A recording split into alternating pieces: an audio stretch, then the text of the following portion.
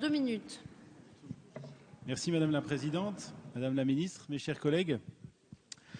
Nous partageons un constat, c'est que les TPE, les artisans, les commerçants représentent les forces vives de notre pays, de notre activité économique. Ces entreprises sont donc indispensables tant par leur poids économique que par la place qu'elles occupent sur nos territoires. Or, on le sait très bien, il est très difficile pour ces petites entreprises, principalement celles qui ont moins de 10 salariés, de satisfaire aux obligations fiscales, administratives, sociales qui leur sont demandées. On demande à ces petites entreprises les mêmes contraintes très souvent que des très grosses entreprises qui ont des structures juridiques, qui ont des soutiens fiscaux, des soutiens financiers. Et donc, c'est très difficile pour elles de perdre leur temps, je dirais, à toutes ces formalités et donc ne pas avoir le temps de s'occuper de leur métier principal. Il y a quelques années, quand nous avons créé le statut de l'auto-entrepreneur, on s'est inscrit dans une dynamique qui permet de simplifier bon nombre de procédures.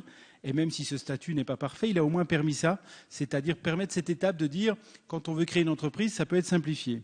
Je souhaiterais savoir si on ne peut pas franchir une étape supplémentaire et faire que ces simplifications profitent à des entreprises de taille un peu plus grosse, par exemple jusqu'à 10 salariés, avec un statut qui leur permettrait des contraintes allégées, peut-être même un droit du travail allégé, qui serait donc plus conforme à la taille de ces entreprises. Je souhaiterais donc savoir, Madame la Ministre, vos idées sur ce sujet et le fait que l'on puisse tous ensemble travailler à faire un statut qui serait plus simple pour ces TPE. Merci, Monsieur le député. Madame la Ministre, vous avez la parole. Merci Madame la Présidente. Monsieur le député, nous partageons le constat que vous avez dressé sur la nécessité d'accompagner et de préserver les entreprises de proximité que sont les artisans ou les commerçants. Vous avez d'ailleurs participé et été très actif dans le cadre du débat que nous avons eu sur le projet de loi artisanat, commerce et très petites entreprises.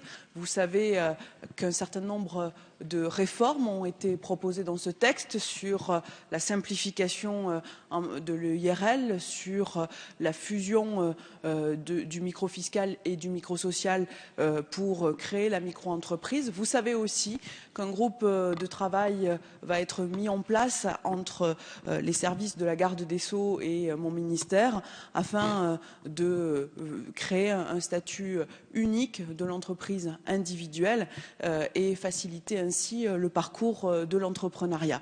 J'avais dit lors des débats que nous ne pouvions pas intégrer cette réforme du statut unique dans le projet de loi que je vous ai présenté en raison des approfondissements, des expertises nécessaires qui doivent avoir lieu prochainement et qui doivent nous conduire à une réforme de grande ampleur. Mais d'ores et déjà, dans le texte que vous avez voté, il y a un certain nombre de bases juridiques solides sur la fusion du micro-social et du micro-fiscal.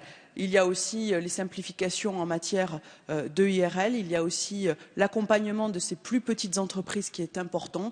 Vous l'avez vous-même souligné dans les débats avec les informations aux consommateurs, avec le stage préalable à l'installation et nous compléterons dans les prochains mois avec ce statut juridique unique.